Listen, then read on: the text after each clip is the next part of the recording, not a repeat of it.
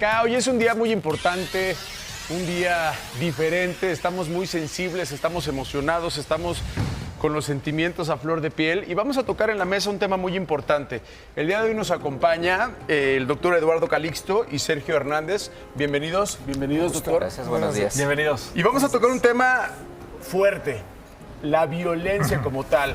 ¿Se aprende o se hereda? Bienvenidos. ¿Qué tal? Pues adelante. Aquí a este punto yo analizaría tres factores fundamentales ante esta para una respuesta muy concreta. Hay un factor biológico, un psicológico y un social para estos factores, para esto que nos ayudan a entender varios elementos alternos. Pero se tiene que aprender, nosotros tenemos el sustrato para hacerlo en el cerebro y desafortunadamente los que lo aprendemos, los que lo llevamos, a veces no tenemos el filtro para poder disminuirlo y desafortunadamente el cerebro tiene una condición de que este proceso prácticamente lo desensibiliza. Un violento deja de verse violento y ante esta situación la repercute, la confirma con muchos. Claro. Y ante esto, pues sí, desafortunadamente tiene más, digámoslo de alguna manera, desde el punto de vista de aprendizaje que se lleva a cabo. Entonces sí se aprende. Se aprende, Sí se aprende mucho. Y ahora, ¿tiene que ver con una cuestión de género?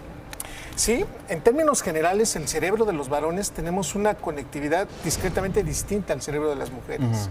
Tenemos hormonas distintas a las mujeres que ellas son más empáticas en términos de tiempos cortos de actividad cotidiana, que nosotros los varones somos más competitivos. Claro. Si él se me queda viendo y en un momento dado yo también me le quedo viendo, entonces en términos generales somos extraordinariamente competitivos y esto depende de una hormona que se llama testosterona. No estoy diciendo ni justificando que sea el único factor, pero es uno de los que influye demasiado. Y además de eso, pero lo vemos, o sea, tú pones a jugar a niños, les pones un balón, Claro. se hacen equipos y se compiten. Pero mucho. gran parte de lo que estamos viviendo hoy en día, hablando de este día que es el Día del Paro Nacional y la marcha de ayer del Día Internacional de la Mujer, ¿qué pasa con la violencia de género? ¿Qué pasa con el feminicidio? ¿Por qué los hombres están matando a las mujeres por ser simplemente mujeres? Que eso es el feminicidio. ¿Qué hemos hecho mal, por así decirlo? ¿O qué han hecho mal en el caso de quienes lo hacen? Desde el punto de vista de la psicología social y de la sociología, estos procesos de aprendizaje son construcciones culturales. Esas construcciones culturales se dan desde antes de nacer. Desde el momento en el que dicen es niño, es niña, desde que se les designa si va a vestirse de azul, va a ser rosa. Desde el globo azul y el globo rosa. Un montón de conceptos. Claro. Sí, desde Hablamos el de chocolate, el puro, todo esto va condicionando y va creando expectativas acerca de lo que un hombre queremos que sea y de lo que una mujer esperamos que llegue a ser.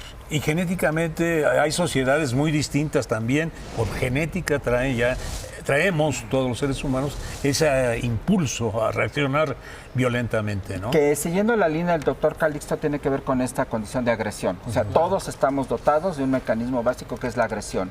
La agresión como tal no es ni buena ni mala, es simplemente un elemento que me permite impulsarme para alcanzar un objetivo. Pero porque unos golpean, matan y otros no. Es que el elemento biológico, de acuerdo con el doctor Calixto, existe y se transforma en el proceso de socialización de los individuos hacia formas que culturalmente se pueden asumir como violentas. Hay un señor que se llama Galtung, él habla de 3 tipos de violencias existentes: la violencia cultural, la violencia estructural y la violencia directa. La que vemos con mayor frecuencia es la violencia directa. Los golpes, los empujones.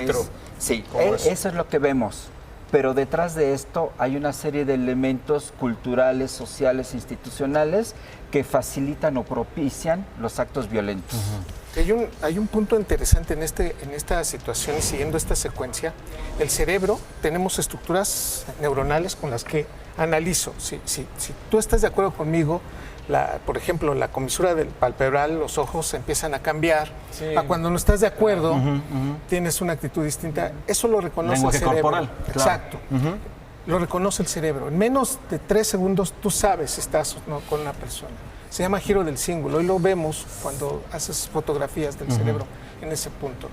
El sitio donde se genera prácticamente el 90% de la conducta, tanto violenta, también viene de un sitio del cerebro que se llama amígdala cerebral.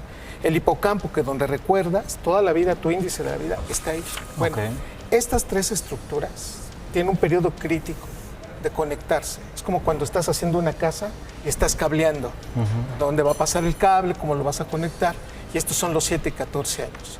Sin llegar hacia un proceso determinístico, pero pasa en todos los seres humanos, ¿dónde aprendimos la violencia? Entre los 7 y 14 años. Y lo más qué tipo de violencia, ¿no? Exacto, pero lo más terrible, porque puede ser por mentiras, puede ser por abandono, puede ser por agresión. Por defensa también. Ajá, y aquí el punto es que en ese contexto aprendemos, después de ser víctimas, somos los mejores victimarios porque ya desensibilizaste la violencia que tú veías en casa. Y si entonces se entiende que pegar, gritar, es la manera como se llama la atención, cambia el cableado y de adulto no interpretas que estás diciendo cosas que al otro le están molestando porque ya no te extraña, ya es con lo que creciste. Ya vimos que la violencia puede ser genéticamente una predisposición. Hay una condición, sí. Que se puede heredar también por cuestiones culturales y familiares. Ahora, una persona violenta se puede llegar a rehabilitar. Si es así, ¿cuáles son los pasos a seguir? Son varias cuestiones. La primera de ellas es reconocer, sí, que efectivamente hay un elemento biológico que está ahí.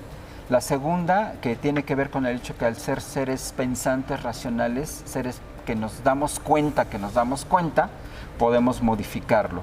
Y esto significa romper con creencias y paradigmas bajo los cuales, como decía el doctor Calixto, fuimos educados, ¿sí? De creer que la violencia es normal, que no pasa nada, que así nos llevamos todos los hombres. Te enseñan a defenderte. Sí. No, y luego creemos que la violencia es a fuerza un golpe o una agresión sexual o una palabra. No, hay violencia también como decir, no eres suficiente, yo soy mejor que tú. O sea, hay micromachismo también. Sí, pero violencia a la mujer específicamente, yo creo que es una situación diferente a los casos de autodefensa. Porque también tenemos que defendernos, somos animales, ¿no? Pero es instinto. Estoy viendo que tienes aquí unas tarjetas. Así es. Bueno, un poco cuando se plantea el qué hacer o cómo hacerle, podemos plantearlo bajo varios niveles. Primero, la autorregulación de las emociones. O sea, para autorregular las emociones necesito de darme cuenta qué es lo que estoy sintiendo. La autoobservación de las sensaciones físicas. Tengo la boca reseca, se me enfrían las manos, siento que se me sube la sangre a la cara. Empiezo a sentir, ¿sí? La promoción del autocuidado, que tiene que ver con la alimentación, descanso, ejercicio, son elementos que van a promover buscar este balance, este equilibrio. El autocuidado mental, o sea, muchas veces también qué contenidos consumo, qué información adquiero, importantísimo. Esto que acabas de decir es algo muy importante porque se ha tocado mucho después de lo que pasó en este tiroteo en Coahuila, si los medios, los videojuegos tenían algo que ver con que la gente sea violenta o no. Entonces, sí es. Antes que se acabe el tiempo, queremos ver qué es esto de drop. Platícanos. Y bueno, esta es una técnica muy sencilla que pueden llevar a cabo todas las personas. Significa es me detengo. Si estoy haciendo algo o estoy en un lugar, me tiran el café, me empujan, Autocontrol. Me detengo de inmediato, procuro no reaccionar como reaccionaría habitualmente. Respiro. ¿Sí? Respiro. Y todos. ¿Sí? Contactar con la respiración cambia mi manera de experienciar. Únicamente entra oxígeno al cerebro y te permite. Te hace sentir aterrizado, ¿no? Como que pierdes los pies y como que otra vez siento. 2 o 3 veces. Ok. Observo entonces la persona que me empujó, el mesero o la mesera que vertió mi café, alguien que me recordó mi progenitor. Analizas la situación, ¿no? Sí. Yo creo que entonces, es momento de... me quedo en ese contexto. Ok. Me doy cuenta que no puede pasar algo más allá de eso. Y entonces procedo a hacer lo que continúe, ¿sí? Que es seguir mi camino, que es limpiarme la camisa si es que me mancho. Aceptar una disculpa, dialogar. Sí, exactamente. Que esa sería una manera de proceder. ¿Qué pasos tan importantes? Ok, es D-R-O... P. D de detengo. Me detengo, respiro, observo y procedo. Wow. Gracias, maestro Sergio, Eduardo, gracias. Gracias, Eduardo. Gracias. Muchas gracias. Gracias, gusto. Al contrario, gracias a ustedes. Buen día. Así que digamos, The Rock.